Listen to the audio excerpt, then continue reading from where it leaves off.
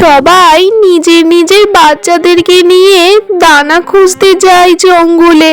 আর আমার ভাগ্য দেখো টোনা। কতটা দুর্ভাগ্যের কপাল আমার যে ভগবান আমার সন্তানের খুশি দিল না।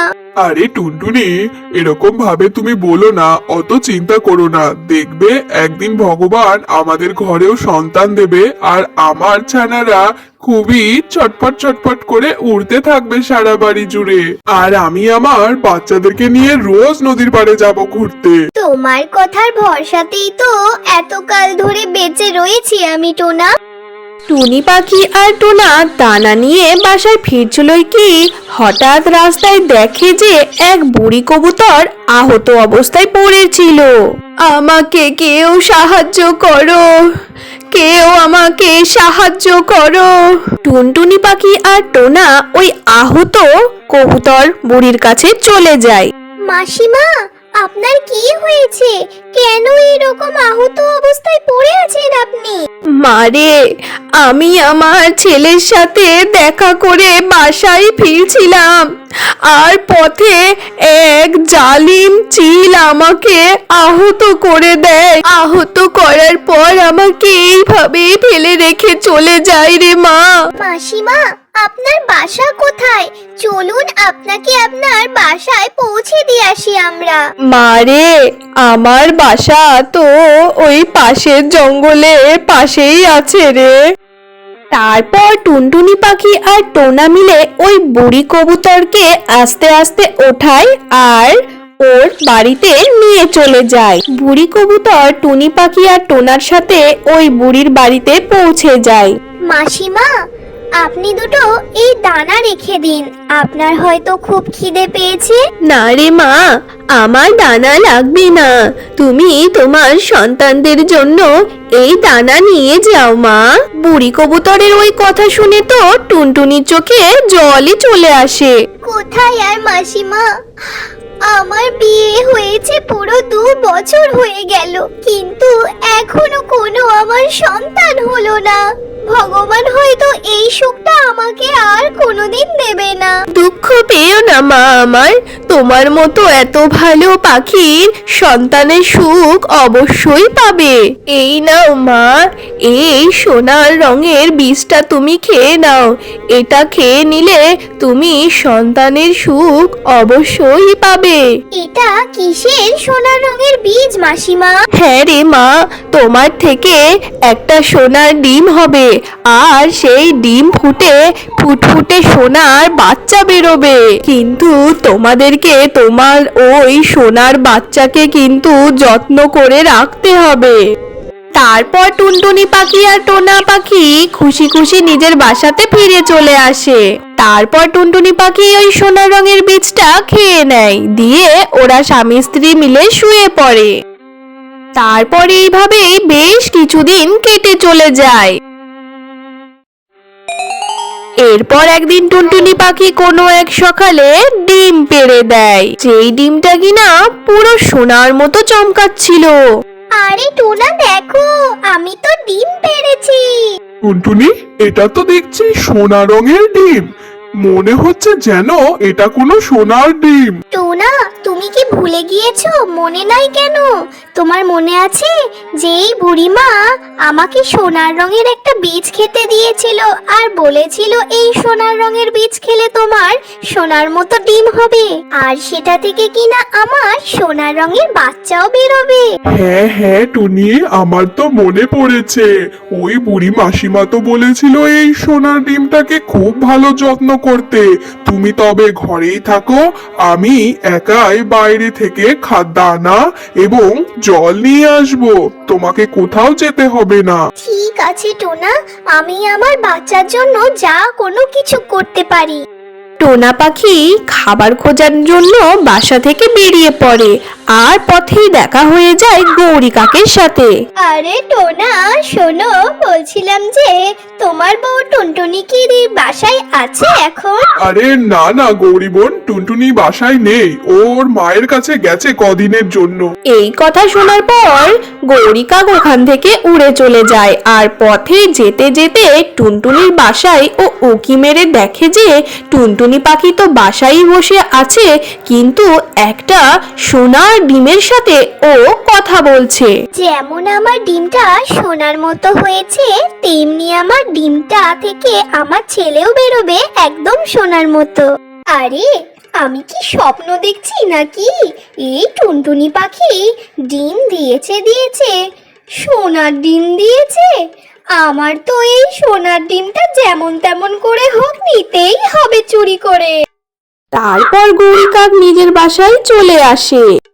আরে কালু, জানো টুনটুনি পাখি না সোনার ডিম পেড়েছে? আমি আমার নিজের চোখে দেখে এসেছি।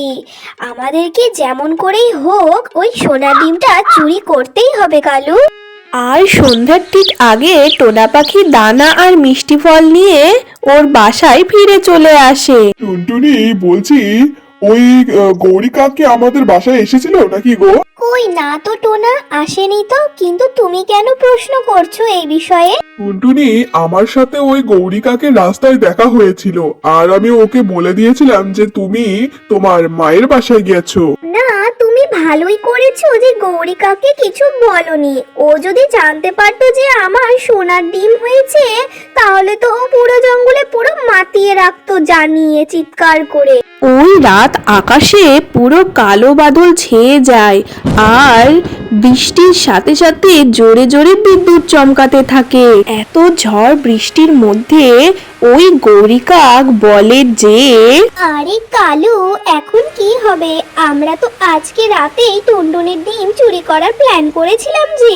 গৌরী, বৃষ্টি হোক আর তুফান, আমরা তো আমাদের কাজ করেই ফেলবো। গৌরী কাক আর কালু কাক নিজের বাসা থেকে বেরিয়ে পড়ে আর টুনটুনি পাখি আর টোনা পাখি নিজের ঘরে শুয়েই ছিল। আরে কালু, তুমি এইখানটাতে বসে থাকো, আমি ওই টুনটুনি পাখির ডিমটা চুরি করে নিয়ে আসি। গৌরী কাক জানালার পথ দিয়ে টুনটুনির ঘরে ঢুকে পড়ে আর টুনটুনি পাখির সেই সোনার ডিম ওখানেই ছিল। কোনো রকম ভাবে গৌরী কাক ওই সোনার ডিমটাকে নিজের কাছে নিয়ে নেয়। নেওয়ার পরে ওই ডিমটাকে নিয়ে বাইরে চলে আসে কালু কাকের কাছে, আর ওখান থেকে ওরা পুরো ধাওয়া দিয়ে দেয়। ওরা ওই দুই কাক মিলে বৃষ্টি থেকে বাঁচার জন্য একটা বড় গাছের ডালে বসে পড়ে ওই সোনার ডিমটাকে নিয়ে। কালু, একটু বৃষ্টিটা কমলেই তারপরে আমরা বাড়ির দিকে রওনা দেব। তাহলে গৌরী, দাও একবার, আমিও দেখি এই সোনার ডিমটাকে। অন্য এক গাছের ডালে চিল চোর বসেছিল। আরে, এই কাকেদের কাছে তো দেখছি সোনার ডিম রয়েছে।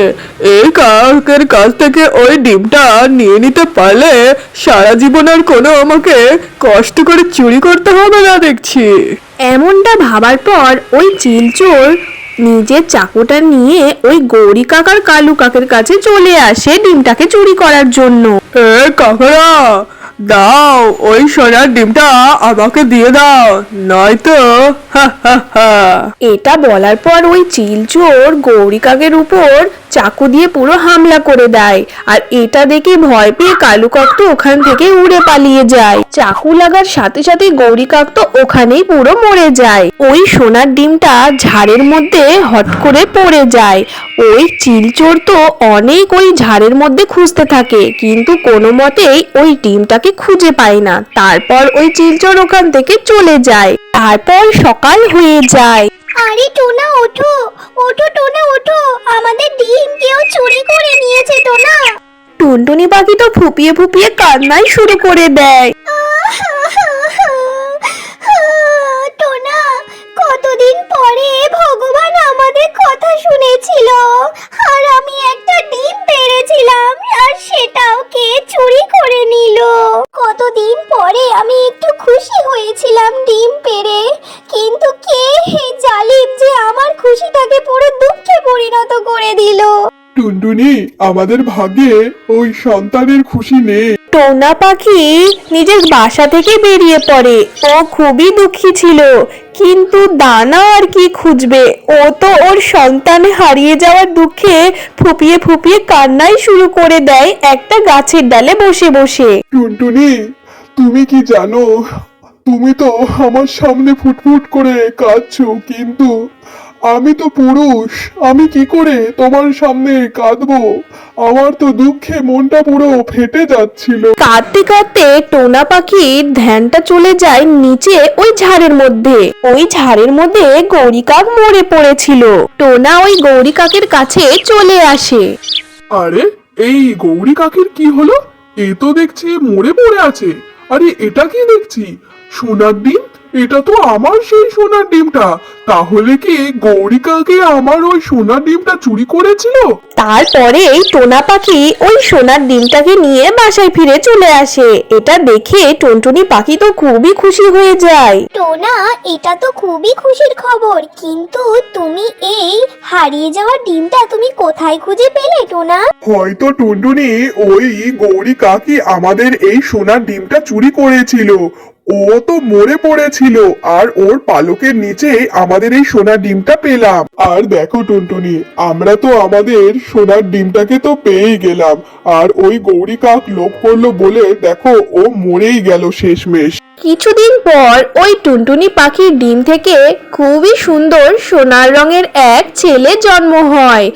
আর টুনটুনি পাখি আর টোনা পাখি ওই ছেলের সাথে খুবই ভালোভাবে সংসার করে। তো বন্ধুরা, আজকের এই সোনার ডিমের কাহিনীটা তোমাদের কেমন লেগেছে অবশ্যই কমেন্ট করে জানিও। আর লাইক আর সাবস্ক্রাইব করতে একদম ভুলো না যেন। Bye bye.